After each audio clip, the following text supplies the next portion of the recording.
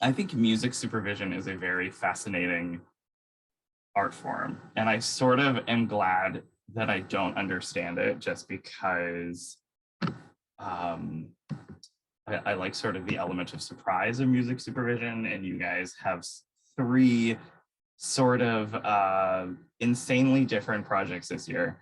So yeah, I guess the first thing, okay, so thinking of the three projects that you have, I want to talk about Roar first, if that's okay. Sure. I loved that show. I got through that show in like 12 hours. I just thought it was very watchable. I loved how, um, it has a very obvious positive message, but also it's incredibly absurd. And I love how every single chapter is different. I guess with a show like that, since everything is different, everything feels like a little tiny movie. What is the most like exciting thing about that? And did you guys try to connect any sort of through lines at all throughout it? Well, I think because it's an anthology series and they're all essentially standalone episodes, I think the through line is not musical at all. It's definitely told through story, and how there are these little mini movies that are empowering and at the same time, like you said, like odd and sometimes surreal. They're multi-genre.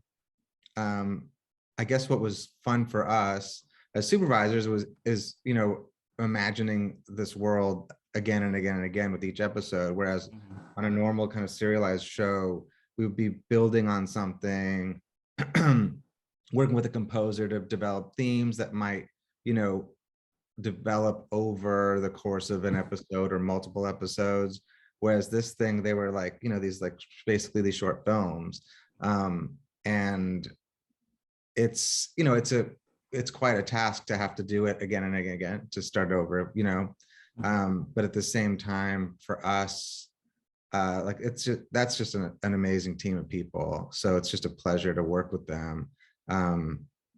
They're just super collaborative and really excited about any prospect that we bring to them, or that's initiated an editorial or earlier, maybe even script phase, although that's not a show that deals much with music in the script phase.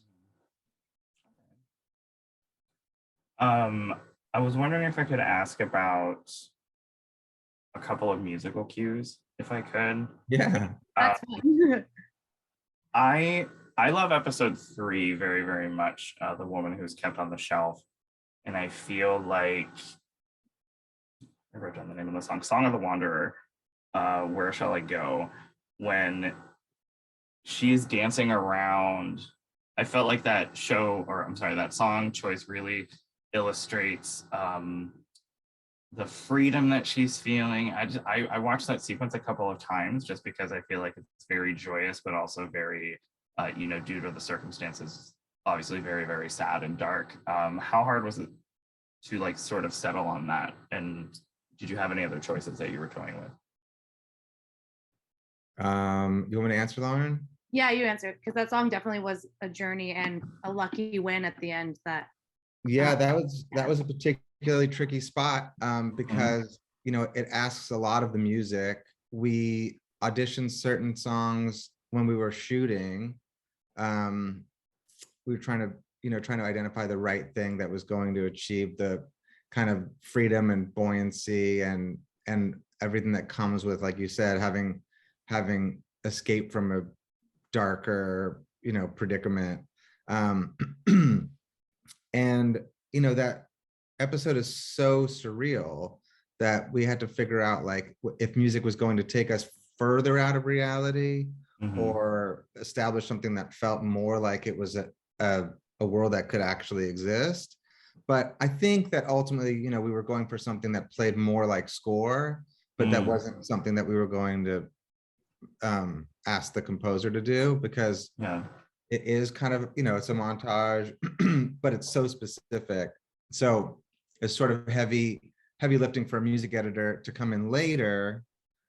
Under normal circumstances, we would have picked something, shot to it, choreographed to it, and then, had a lot of those moments sort of lock into picture in a much more sort of premeditated way. In this case, we did do that, but then ultimately wanted to audition other options in post. And we did. We happened upon something we all loved.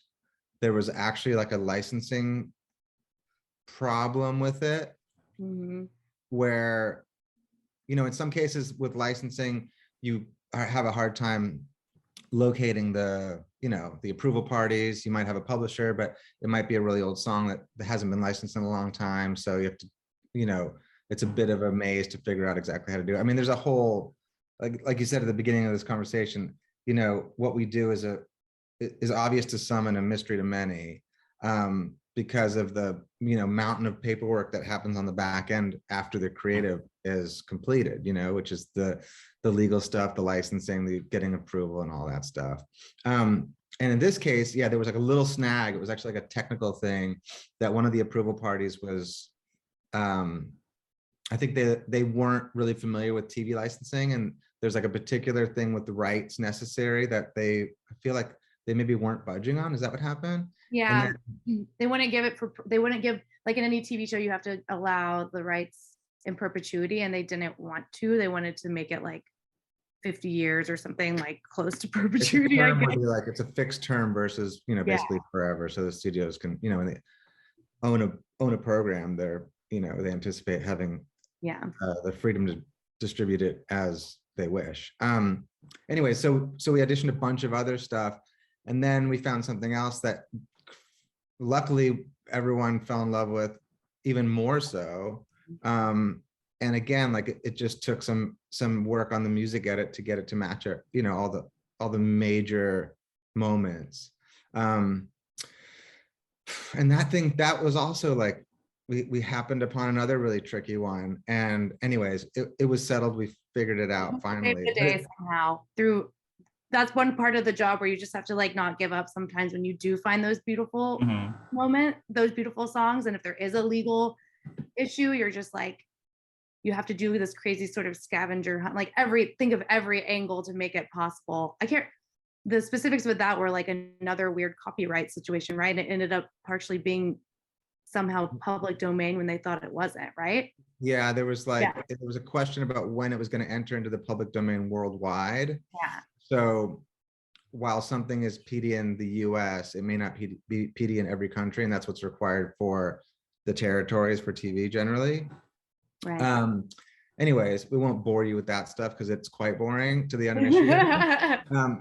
But for us, it kind of, you know, it makes us feel like we're on the right track, because here we are dealing with a song that I can guarantee you're not going to hear in another show, which these days for our music supervisors, like, is something, you know, that keeps us up at night, is like having found something and worrying that we're going to hear it in something else that we're watching sometime soon. You know, obviously we're all on the hunt for like the next big thing, or the next great thing, or the, you know, hidden gem. A lot of the stuff that we end up placing is from yesteryear. You know, we're trying to excavate stuff that's lesser known. But, you know, we're like any supervisor, we're excited, and music fans, you know, we're excited to hear what's new and, you know, what the kids are up to. But in this case, yeah, it was something much, much older. And I think just from experience, you know, we're used to bumping up against clearance issues and knowing that it's almost always solvable. You know, I think there was a time probably earlier in our careers where we would really be stressed about it. And now I feel like we'll figure this out, whether we have to like, you know, scour Facebook or, you know, the socials and find someone's cousin and figure out who's still alive, and if they even know that their family is somehow associated with a composition from France from, you know, 1926 or whatever. Yeah, we've closed a lot of deals and DMs, you know. Definitely. Well, like, I think it's always so funny when some people are talking about, you know, song selection, and people, you know, sometimes very casually people will just be like, oh, I don't like the song that they decided to use in this one section. They should have used this song. And I was like, I don't think it's that easy, guys. Like, you can't just be like, you know, cut and paste. There's a lot more complicated steps than that. So I think that's another reason why I think what you guys do is so mysterious and admirable to somebody who knows nothing about it, like myself. Sounds like they might have a career in music supervision though. Yeah. I should have just thrown this one in. That is really funny. Even coming into the jobs ourselves, I feel like we both are like, oh, it's not just that, it's complicated. Yeah. And well, then, like even like when with like probably the most famous one that's coming out right now is like that Kate Bush song that is in Stranger Things. Oh yeah. And then everyone is just like, I saw someone on Twitter the other day. They're like, I don't like that song. It should use a different song. I was like, guys, like, come on. Right. And I listened to a podcast the other day, and they were talking about a show, how much they loved this particular song, and then how much they hated this other song. And they were like, what an amazing choice by, the supervisor or whoever influenced the choice. Maybe the producer had an idea, or they just, there was consensus around it. And then they were like, but this song, and it was like a big finale moment on a big show. They were just like, oh, I mean, I hear that song in like the supermarket. It just totally took me out. I had no emotional connection to these characters. And I was like kind of fascinated that somebody was even paying that much attention and had an opinion. Huh. But yeah, like you said, for us, song selection it's a huge piece of the pie, but it's an even bigger pie. And it's the creative is our favorite part. But we have to collaborate with a writer and an editor and producers, showrunners, directors. There are a lot of people that have to sign off on something. And if it's a really, really strong choice and everyone's sort of on the same page, it's normally not much of a struggle. But sometimes, you will have a love affair with an editor around a song and they'll cut it in, and then a producer will just have a different take on it. And so we have to do our job again and again and again. And sometimes we'll go back because, our earlier instincts may have been the right choice, but it's just terribly subjective. And so it sort of makes it fun because sometimes you're pushed in a direction that may have not been your instinct. But yeah, I think for us, like, I think people, we're at a point in our work where people come to us for our instincts, or our ideas. Whereas, like, I feel like earlier in our careers when we had worked on something where somebody just wanted, as many choices as we were willing to give them, so they could decide, what was the right one. Now we're being trusted to give them the right one on a platter. Yeah. Okay. Oof. All right. Another episode I wanted to ask about, there are two cues that I really kind of, my ears perked up, was when, I think it's episode 5 of Roar, the woman who was fed by a duck. I feel like I grew up in like the age of, the what is known as like the perfect romantic comedy. And there is a really funny montage where we could see Elisa and Larry the Duck's relationship together. And then I was really impressed with the song that you guys selected to close the episode with, the Primitives? by the Primitives. Yeah. And I was even just looking at the lyrics of that the other day, just like the sections like, I wanna go, I wanna leave, I wanna go, I wanna breathe. Yeah. And just sort of seeing those two songs just listed side by side showed me just sort of the whole journey of that. Also, in relation to how absurd the episode is, I feel like that's one of the more absurd episodes. I guess with that particular episode, because the visuals and the story is so silly on one level, was it sort of difficult to find stuff to ground that? I think we just treated the music on that episode like it was a classic rom-com from start to finish. So like, forget that there's this, well, I don't want to give it away, but she has a relationship with a duck. That part we know. Yeah. But yeah, we just treated them like two, lovable characters on a quick little journey Meg through Ryan. a whirlwind romance. Yeah, exactly. And so that kind of made it easier. for like a quote unquote cool show like Roar, the episode is because it's borrowing from like traditional rom-com. We probably use songs that we wouldn't have normally chased down for a show that was sort of cool. And this allowed us to, we auditioned a bunch of stuff for those scenes, obviously, and we happened upon something that maybe we like would have felt kind of cool a little while back, but like that really it's more like authentic to the genre. That was really the goal. Yeah, it was fun. We were just thinking that primitive song, it just sounds like just the little like vocal and how it opens, that do do do, little opening is just so they also I think the references were like, like late 90s or like, 90s or early 2000 kind of golden era rom-com stuff. And so that kind of filtered our brains into like, looking in that world for like upbeat. And then that song, we just found like those lyrics were just like you mentioned, like just golden for the moment where she's moving on, so that was so fun. The only trick was to not have it feel cheesy, we didn't, you wanted to take them seriously and you were chuckling the whole time and you were sort of like freaked out, but we didn't want it to be like corny. I think we could have gone like without like, I'm trying to think of like a band that we could have used, but it would have been like, like you weren't chuckling at that song at the end of the episode. You were like, oh, this actually feels like the punctuating moment for a rom-com. It could have been the end credits for a film, Yeah, it's a nice button to the episode. I totally agree with that.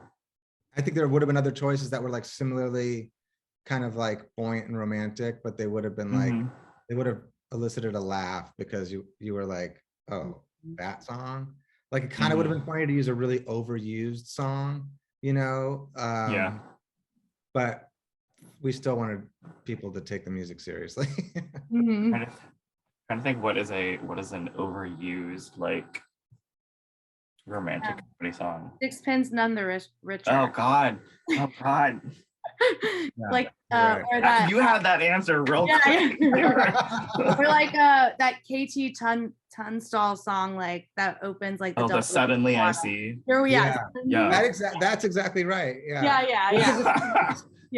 Because this is like an independent woman, it's an empowering moment like these other episodes too. It's not like here we are, like she's finally freed herself from this toxic relationship and she's not pursuing the immediate thing that's coming after her next. She's like, I'm gonna go set sail on my life. So it's anti-romance, but it's powerful. Yeah. Oh gosh. Thanks for noticing though. It's nice that people are paying attention. No, I was really happy with that placement. So it feels good for you to notice that. I feel like when because I devoured the show very quickly, like I said, and it was that show. I feel like that show in general, and I've been saying this, is not as seen as I think it should be. I feel like more people need to be talking about that show. And when I was rewatching some of the episodes the other day, I was just like sitting there with my Shazam, just like listening. Like I know the song and throughout a lot of the episodes. So I think the music selections in the show are really indicative to the situations and the emotional arcs of the characters. So that's why I personally responded to it. Yeah, we like working in that way with making those character driven choices and hints, like and that's always fun. And I love it when people are spamming a show because that's what we do and what we did, like what we did, like we were getting into this business or just trying to find music. Like that's what I did as a kid, but it was more like watching the end credits on my VHS, but like nice to hear that the work you're doing is having the same effect on people. Also for us, like, it's a show that doesn't have wall-to-wall songs. So I feel like people pay particular attention when it is time for a song to play properly versus a show, where you're hearing a song like in every scene or almost every scene or interstitially or whatever, which is, really exciting and really hard work. But for us, I love like a well-placed song here and there in an episode rather than like wallpapering with like, you know, a ton of crazy music, which I like to watch shows like that sometimes, but Yeah. uh I mean, everybody likes a good needle drop, but I feel like that I don't know, like I was even thinking about like some of the songs that end a lot of the episodes, like that song by the Primitives, or like the St. Vincent song at the end of the episode with Alice and Brie, or I love that one too. that's a great song. And Yeah. I mean, and when you have Cynthia Erivo in an episode, I mean, I feel like it's a gold mine to just have that music anyway. Yeah. Because and the thing is, even if you just look at some of these end credit songs that are in there, they are really indicative, I think, to what Roar is trying to show, the sort of variety of stories that are out there. So I think that's another sort of layer. Yeah, for sure. Yeah. Okay. I want to switch over to Only Murders in the Building just because I'm obsessed with that show. We love it too. We're obsessed. Every tiny little thing about it, like the wallpaper, the props, the score, everything about it is so quirky and also very, very character driven. I spoke with John Hoffman a couple of months ago, and I think the reason why I probably initially responded to the show is how he created a series that was quintessentially New York City. I sort of feel like I can't really describe it and do it justice. Like I hadn't been to New York City in so long, and I missed it so much because of, you know, the stupid pandemic that we're all still dealing with. And that show made me really long to go back there. And I was there like a couple of weeks ago, and I was really I thought about Only Murders in the Building while I was there. Yeah. I guess if someone asks you what is quintessential New York, or how would you characterize New York through music, I guess what is the answer for that? Well, I think, you know, that was one of the earliest questions that we were asked and asked ourselves about this show, because not only, like you said, is there character driven stuff for Steve and Martin Short and Selena's characters, but New York City is a character in and of itself, for sure. And sort of like through the lenses of those characters and through the lens of the show as a whole, we were kind of free to roam, not to use the last show, the mean streets of New York, or the glitzy Broadway theater, or something. It's just all to say that like we explored every aspect of New York in music.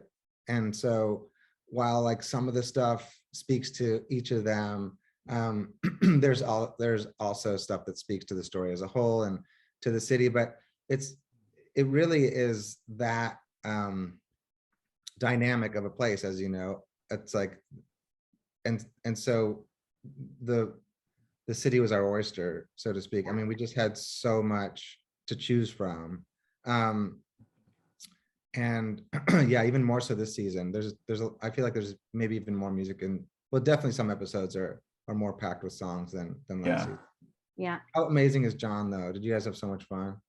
I talked with him for like 45 minutes. I just sort of didn't want to. Yeah. I didn't want to let him go. It was just because I was so I probably sound like such a freak about that show, just because I had rewatched it for like the second time, and it was like it's just so beautifully constructed and crafted with such care. Yeah. And I don't know if you know this, but I surprised him when I said this to him, that if you go on like Etsy and stuff, like the amount of merchandise that you can find that people have created for that show. Oh my God. I didn't know that. Oh God, I bought a Christmas ornament of like the Arconia. Amazing. Yeah, That's it's like a so 3D cool. ornament with like little snow on trees. There's a Splash the Musical t-shirt, like that is I want one of those. you have God. they're not that expensive. They're like 25 present. bucks. Yeah. Yeah. Did somebody recreate the wallpaper? Because I love how I'm always like, I want that wallpaper. I haven't looked in a minute, but I should go back on there and I'm sure somebody's like, we made the wallpaper. I mean, Yeah. that is Yeah, I mean there's definitely it is really fun for us to work in that New York filter, but then also like have freedom and pay attention to detail at the same time, which kind of is like the, you know, the vibe of the whole show where we get to hear that in the music. And that's like, you know, that's been like, if you can come up with these because you have the variety of New York to choose from, we've been able to find a lot of like great gems for that. And it sounds very much like a special thing to the world of the show. Yeah. There's even, I'm sorry, go ahead. Oh no, go ahead. Like there's even something that I think a lot of the music does with, because of the ages of the three leads are so different. Like you guys use a version of Soliloquy from Carousel, which I love. I love that music to begin with, but I like how you used the new version with Joshua. God, I can't remember. Joshua Henry, I think that's his name. So it was sort of like a classic musical, but it's like the revival of it. So it was sort of like a newer version of something older that I think also in certain ways echoes kind of what the show does too. So yeah, it's like a New York revival. Yeah. Yeah, I mean, it's so intricately made, and people pay such attention to detail on that show, like you said. It's, you know, depending on the episode, we've really like explored, you know, a classical deep dive, a Broadway deep dive, where we were, you know, we were listening to anything Broadway related, particularly New York related. There's like the grittier 70s, you know, the sound of the 70s streets. There's flashback stuff to, you know, earlier versions of New York, even in the show itself for some of these characters. So we just have access to so much stuff. And then the trick there is just like, again, not making the most obvious choices, you know, unless the obvious choice is the most interesting one in a way, or the funniest one. But in most cases, you know, we're trying to find songs that are an obvious fit, but only once you've seen it and you're like, oh my God, that song, I love that song. I haven't heard that song in forever. Yeah. And I like, people are so geeked out on that show. So they're, even if they didn't intend to pay particular attention to music, like you said, they're looking for clues, and they're looking for clues, you know, in every corner. And so it's always nice for us, or even for the props person, probably anyone, any show where people are paying that kind of attention is really cool, because it's really like, it's like active listening, active watching. So everything's sort of under scrutiny in the best way. Yeah, it does sort of feel like when you become obsessed with something like that, like a mystery, because I think we've all done that. Like, you know, you become obsessed with like a podcast or a true crime show. When you rewatch it and you re-listen to stuff, you are, even the music, I feel like sometimes I was wondering if the music cues were kind of a indication of what was going to happen. Yeah.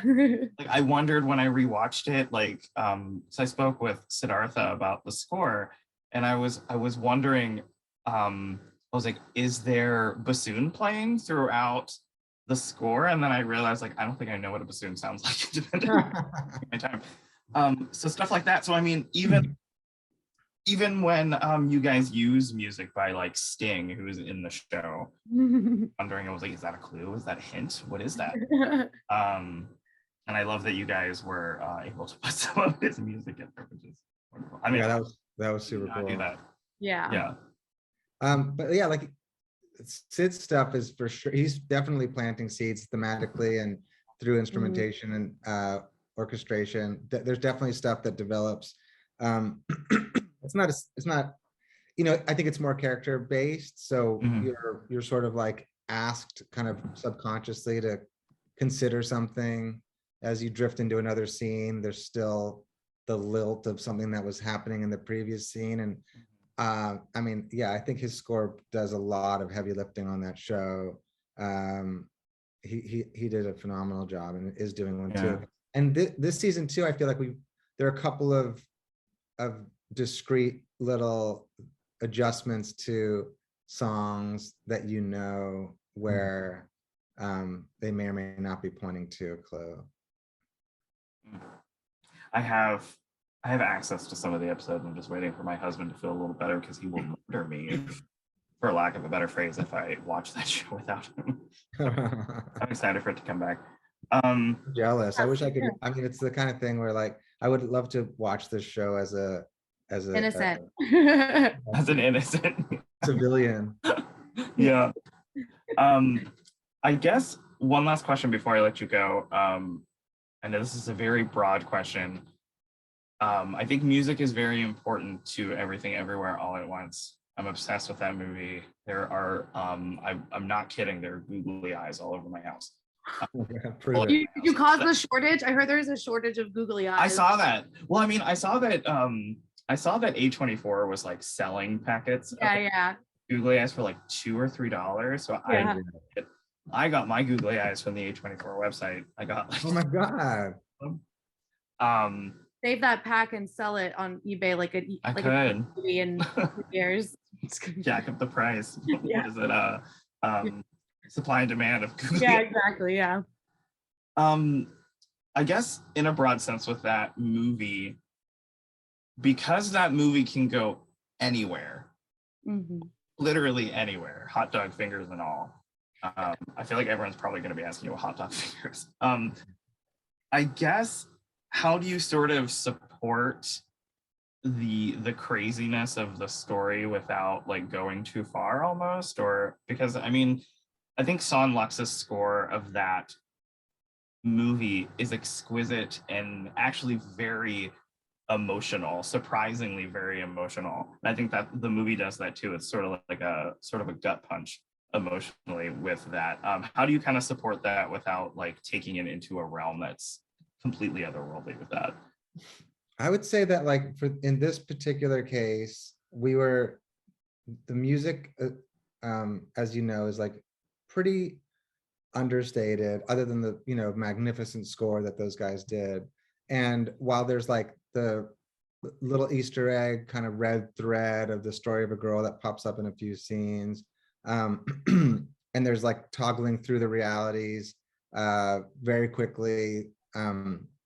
We thought that that most of the music on that show was like, it was just sort of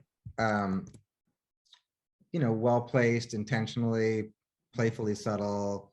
But like the fact that, I mean, sort of like you were saying about Only Murders, the fact that people are seeing this movie like 3 or 4 times and they're just absolutely addicted to hunting down every possible aspect of the metaverse, the multiverses. They're just also delighted by every aspect, of the film, of the music, of the fucking Shirley's costumes. It's just incredible. And so it's all to say that like I feel like we were really surprised at the attention to detail. And so, while it wasn't a show that was meant to like showcase, it's not a big montagey song film. People still are just like constant. I'm hearing from people all the time about the music on the show. I mean, that's what we do, obviously. I'm sure they're fascinated by all aspects of the, not the show, of the film. But I think it's all, I mean, to answer your question, it's, we weren't really tasked with how are we defining the metaverse musically, the multiverse musically. It was just sort of more discreet than that. And like you said, I mean, going on that stoner ride and then finding yourself in tears at the end is just, I think it is why people are so, I mean, the film is just so terribly moving. And I think people are just so surprised to find themselves like shedding a tear at the end of it, or even, moments anticipating the end. But like, what a sweet surprise the success of this movie is. Yeah, I've seen it twice, and it was the first time I went to like a press screening for reviewing it, and it was packed and was having like a really I could hear people reacting sort of all around me by the end of that. And I think the second time that I saw it, with just like a packed house on like a weekday night, the reaction was exactly the same. and it was just, I'm glad that that movie is really not just making like a shit ton of money, but it's also just I'm glad it's like still out. Yeah. People are still discovering it. So because that's a movie that I think you need to sort of experience in like a large theater with, you know. Mhm. Yeah, completely. Yeah. Totally. All right, guys, thank you so much for your time. I think all three of these projects are amazing. Great. For letting me geek out about every single one of them. Yeah, we got lots more in the works. We should talk this time next year. I'm sure you will have seen Yeah. some more. Great. Yeah, okay. Yeah, you got my number. Just Great. Yeah. Hope you're. Thank you guys so much. Stay safe. Have a good rest of your day. Thank you. Yeah, you too. Yeah. You too. Take care. Bye, guys. Bye.